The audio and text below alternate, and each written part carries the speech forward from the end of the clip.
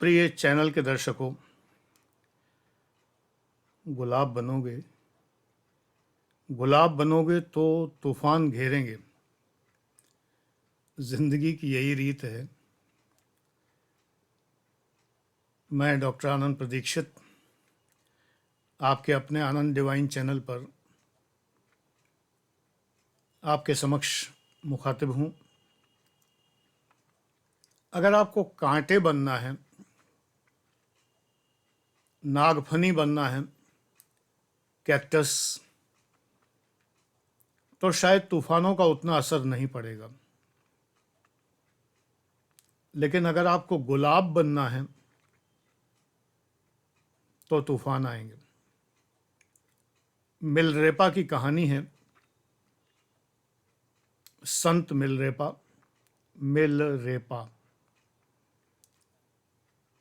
उन्होंने ये कहानी शिष्यों को सुनाई।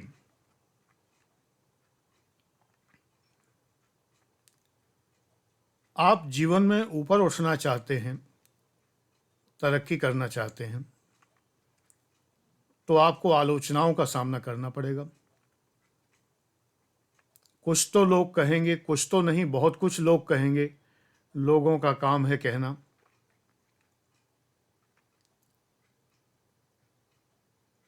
आलोचनाओं का सामना करना पड़ेगा।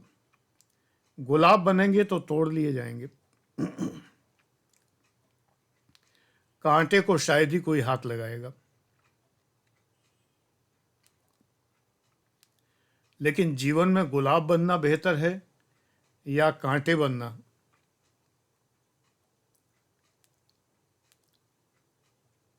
जीवन में सामान्य व्यक्ति का जीवन अगर जीते रहे तो क्या जिए।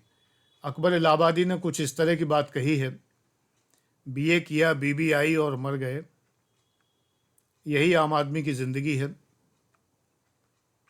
तो क्या यही जिंदगी जीना है कि कोई कोर्स किया, कोई डिग्री ली, कोई नौकरी की, बसों में धक्के खाए, ज़्यादा से ज़्यादा एक कार खरीद ली,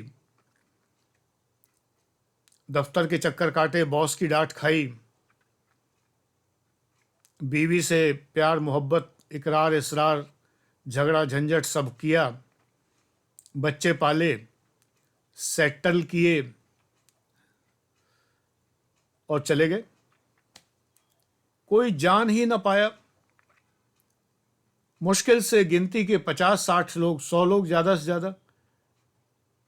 30 लोग तो आपको जानते हैं, वो लोग जो डायरेक्ट आपके कांटेक्ट में होते हैं। 50 लोग और होते हैं जो आपको जानते हैं कि अच्छा उनके वो। 20-30 लोग और होते हैं, 100-200 लोग, 100-150 लोग ज़्यादा से ज़्यादा आपको जानते हैं। लोग जान ही ना पाए, आप विख्यात ना हो पाए। कुछ लोग तो इस चक्कर में कुख्यात हो जाते हैं। विख्यात ना हो पाए। प्रश्न यहां पर एक और उठता है, क्या विख्यात होना जरूरी है? न विख्यात होंगे तो ऐसे ही लो प्रोफाइल में आए, जिए, मर गए, कोई फर्क नहीं पड़ा। विख्यात होना क्या जरूरी है? अच्छी बातों के लिए अगर आप विख्यात होते हैं, लोगों की मदद करते हैं, लोगों को कुछ अच्छी बातें सुनाते हैं, कुछ समझाते हैं, कुछ उन्हें ज्ञान देते हैं। आजकल तो सोशल मीडिया के थ्रू आप बहुत अच्छा ज्ञान दे सकते हैं। तो अगर उन्हें कुछ ज्ञान देते हैं तब आप विख्यात होते हैं। आईएएस पीसीएस में आकर आप जनसेवा करते हैं, अगर करें तो घूस कमाने के लिए नहीं। अगर आप सिविल सर्विसेज में आकर जनसेवा करते हैं, विश्वास करिए लाखों लोग आपको जानेंगे, मुझे जानते हैं। जहां जहां पोस्टिंग रही है वहां के लोग मुझे बहुत प्यार करते रहे, क्योंकि मैं सबकी मदद करता था। जबकि मैं छीनने वाले डिपार्टमेंट में था, देने वाले में नहीं। डेवलपमेंट डिपार्टमेंट में नहीं था, गिविंग डिपार्टमेंट में नहीं था, जैसे पेंशन देने वाले, सब्सिडी देने वाले इत्यादि। ट्रेजरी अफसर भी रहा, तब मैं देने वाले डिपार्टमेंट में था, पेंशन और वेतन देने वाला। तब मैं लोगों की बहुत मदद करता था। लेकिन जब मैं छीनने वाले डिपार्टमेंट में आया, सेल्स टैक्स में असिस्टेंट कमिश्नर हुआ, तो मेरा तो सिर्फ छीनना ही काम था। तब भी मेरे डिपार्टमेंट का जो मोटो था, जो आदर्श वाक्य था, भ्रमरा इव पादपम, जैसे भौरा फूल पर बैठ के रस ग्रहण कर लेता है और फूल को कष्ट नहीं होता, टैक्स इसी प्रकार लिया जाना चाहिए, आचार्य चाणक्य ने कहा। तो भ्रमरा एवं पादपम सिद्धांत मैंने अपनाया। मेरे विभाग का एम्ब्लेम भी यही था, उस पर लिखा हुआ था भ्रमरा एवं पादपम। लेकिन व्यापारियों को बहुत प्यार से ट्रीट किया, उनकी सारी समस्याएं तुरंत सॉल्व की, रजिस्ट्रेशंस उनको तुरंत दिए, जो उनके काम थे फॉर्म इत्यादि, उनको सब काम छोड़ के मैं पहले वो काम करता था। लोग मुझसे बहुत प्रसन्न थे। व्यापार मंडल ने कभी मेरे खिलाफ नारे नहीं लगाए। लेकिन जब आप गुलाब होते हैं तो तूफान आते हैं। मैं गुलाब होता चला जा रहा था, सर्वोत्तम अधिकारी का पुरस्कार मुझे मिल गया था उत्तर प्रदेश में, केवल एक अकेले को। मैं अलीगढ़ में पोस्टेड था, तब की बात है, 1994 इत्यादि की, ऐसे कोई साल था।